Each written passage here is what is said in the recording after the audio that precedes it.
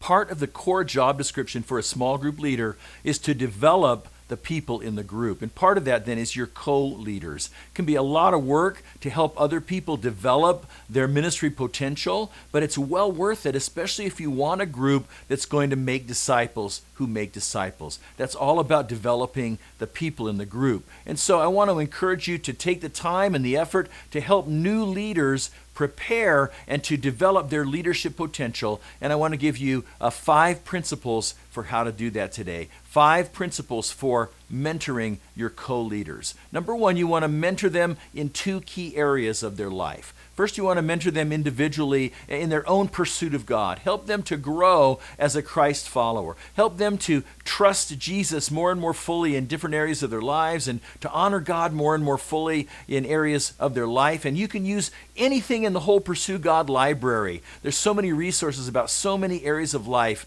that can help you to mentor that person in their own pursuit of God.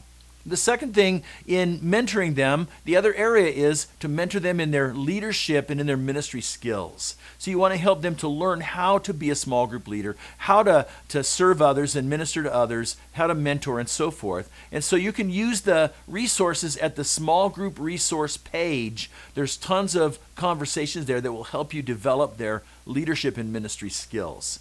Now, the second principle in mentoring your co-leader is to have regular team meetings. Now, your team meetings are important because they're going to help you stay organized and help you stay focused on the things you need to be accomplishing. If you're not meeting very often, your group is going to begin to just drift and you'll lose focus. So whenever you meet as a team, invite your co-leaders, invite potential co-leaders to meet with you, and that way they get to see what it's like to lead. You're modeling for them how to plan and how to organize your meeting time. And there's a tool to help you do that. It's called the Team Meeting Planner, and it's going to it's an outline that helps you walk through the different areas of how to make sure you're talking about the right things in your team meeting. Now, one of the things that you can do in those team meetings is to have some training time. You can use the small group training or the mentor training to bring your team along on some of those skills that you want to help develop in their lives. So use your team meeting. We suggest that you meet maybe once a month. You have to figure out a rhythm that works best for you. If you have a lot of new trainees, you want to meet more often maybe. You meet more often maybe when the group is just starting off or when the group is just getting ready to reproduce, because those are times when there's more things to talk about. You figure out the time and pace of your meetings for yourself. And then the third principle to mentor your co-leaders is to use the flex method. If you're not familiar with the flex method, you really need to be as a small group leader. You can use it in your small groups. You can use it in mentoring, any mentoring relationship, including your co-leaders. The F stands for finding a topic. And you can find a topic that you want one of your co-leaders to be involved in. This involves some individual time together, and so you find a topic and send the link to them so they can look at it themselves. Or maybe there's a topic that they will find that they're interested in that they'll send the link to you. So then the L means you learn about it. You go, you open up that link, you look at the video, you read the summary there, and you learn about that topic and see what you can discover about that truth. And then the EX stands for exploring it together. You get together over coffee or you have a phone call and you explore that, you discuss that topic together using the discussion questions provided in that conversation. And so using the flex method is the basic, simple way to mentor anybody, including your co-leaders, when you meet with them on an individual basis outside of the team meeting. In fact, you can use the flex method to help your team prepare for the team meeting as well. But then the fourth principle to mentor a co-leader is to practice delegation.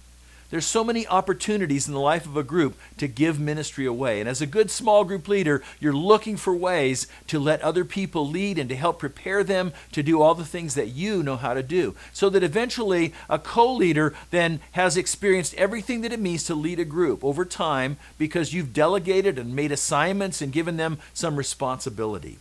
But whenever you delegate, make sure that you prepare them in advance, that they know what's expected of them and they know how to do the things that you're asking them to do. So part of delegating is equipping them for success. And then fifth principle is in mentoring a co-leader, always give them feedback. Whenever you've given them an assignment or a responsibility, always give them feedback when they're done. Now that's going to be encouragement. You're going to point out the things that they did well, they got it right.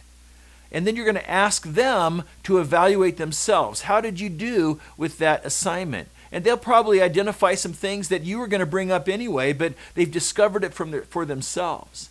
And so then if there's something that you want to point out to help them grow, then you might then also point them to an area of growth. Now I encourage you to pick just one area because you don't want to overwhelm them. Pick the most important thing. Maybe it's something they've already identified themselves, and gently talk about it with them and help them to think about how to do better at that. But always give feedback whenever you delegate a responsibility to someone.